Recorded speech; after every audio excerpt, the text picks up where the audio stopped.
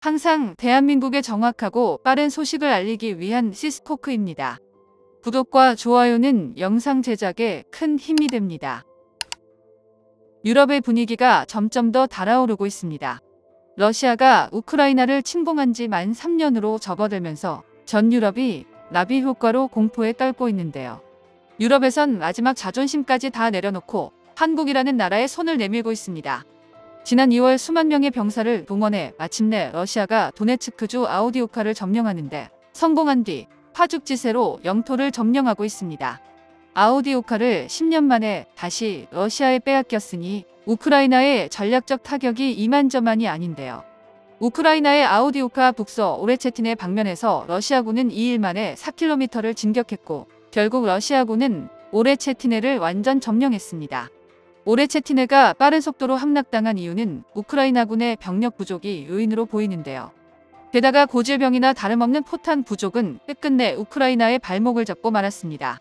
볼로디미르 젤렌스키 대통령 역시 최근 벌어진 이란과 이스라엘 전쟁을 규탄하며 우리에게도 도움을 달라고 간절히 요청했는데요. 그는 현재 우크라이나는 장거리 화력 체계가 부족하고 푸틴의 공격을 허용할 수밖에 없다면서 아우디오카의 패주가 이를 증명하기에 서방 사회의 군사적 지원을 호소했습니다. 러시아와 달리 국토가 전쟁터로 변한 우크라이나의 미천이 결국은 바닥을 보이고 있는데요. 우크라이나가 이처럼 밀리자 유럽에서는 제2차 세계대전의 악몽이 떠오르며 공포에 떨고 있습니다. 특히 러시아와 직접 국경을 맞대고 있는 발트 3국은 당장 내일이라도 러시아가 공격할지도 모른다는 생각에 긴장하고 있는데요. 러시아가 우크라이나 다음으로 발트 3국을 노릴 확률이 가장 높기 때문입니다. 그러나 다행히 발트 3국은 독일 같은 유럽의 맹주국과 달리 자신들의 국방력이 빈약하다는 사실을 알고 있었고 그 결과 군사력 강화를 위해 동아줄을 붙잡기 시작했는데요. 바로 세계 방산시장에서 강대국으로 떠오르는 대한민국입니다. 블라디미르 푸틴의 최측근으로 알려진 러시아 유력 언론인이 최근 진행한 인터뷰가 화제가 되고 있는데요. 그는 러시아가 다시 제국으로 변모하고 있으며 발트 3국은 15분이면 점령할 수 있다는 주장이었습니다. 당연히 대꾸할 가치도 없는 헛소리인데 현재도 우크라이나와의 전선이 고착 상태고 심지어 러시아가 승리를 올리기 시작했다 하더라도 전체 전황은 아무리 잘 쳐져봐야 반반입니다. 이런 상황에서 설령 러시아가 벨라루스를 전쟁에 끌어들인다고 하더라도 전선을 늘리는 건 전략적 자살이나 마찬가지인데요.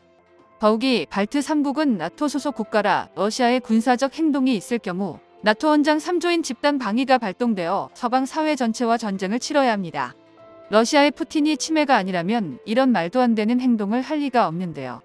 다만 문제는 애초에 러시아가 이성적 판단이 가능한 나라였다면 우크라이나를 침략하는 일도 없었을 것이라는 겁니다.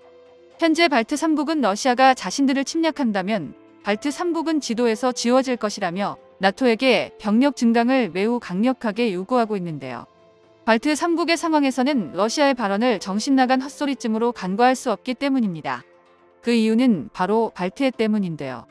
발트해는 러시아와 칼리닝그라드, 핀란드, 스웨덴, 독일, 폴란드 및 발트 3국과 모두 접한 복잡한 바다입니다. 다만 유럽의 에너지 젖줄이라고 하는 노르드스트림이 해저에서 지나고 칼리닝그라드의 발트 함대가 막강한 무력을 보유하고 있었기 때문에 러시아 쪽으로 힘의 균형이 기울어져 있었는데요. 그러나 우크라이나 전쟁이 발발하면서 힘의 저울은 순식간에 나토로 기울어져 버렸습니다.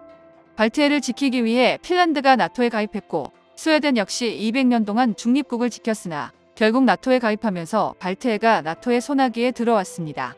하지만 러시아 입장에서 발트해는 군사경제 어느 쪽에서나 포기할 수 없는 바다인데요. 발트해는 러시아가 타국을 거치지 않고 서유럽에 진출할 수 있는 사실상 유일한 군사 접근로이기 때문에 존재 자체만으로도 나토에 대한 군사적 억제력을 유지할 수 있습니다.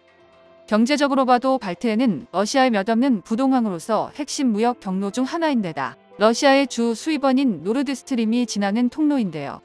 이를 통해 러시아는 유럽연합과의 무역 및 정치적 협상에서 유리한 위치를 확보할 수 있었습니다.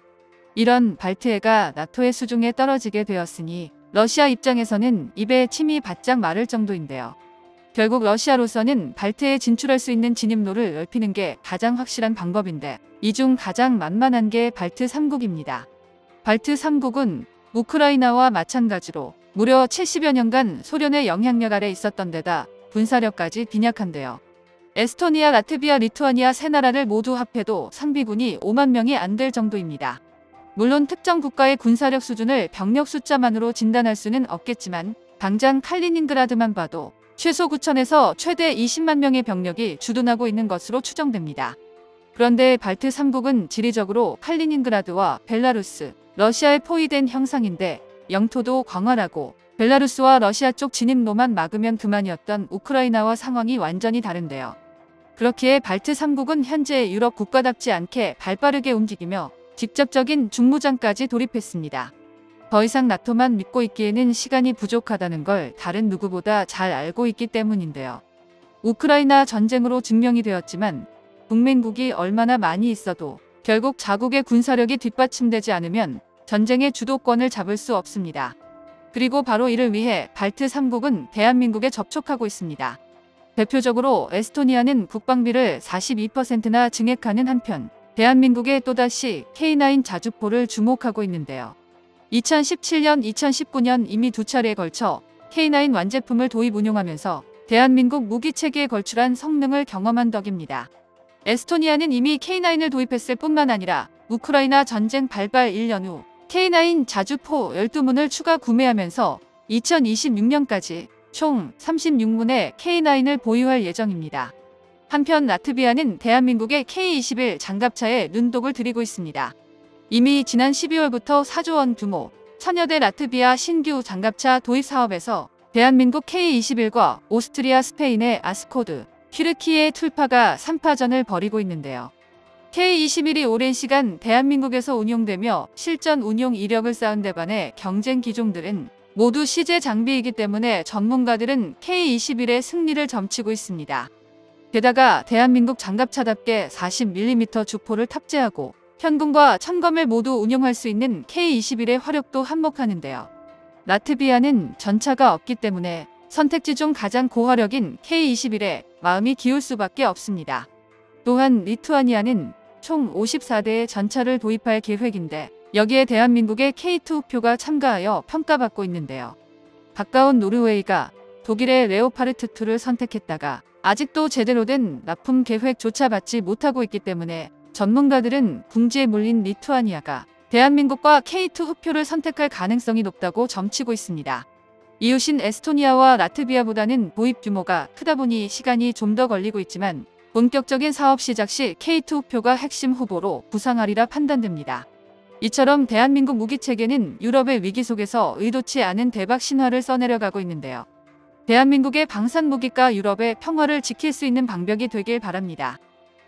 정보가 도움되셨다면 구독과 좋아요 부탁드립니다.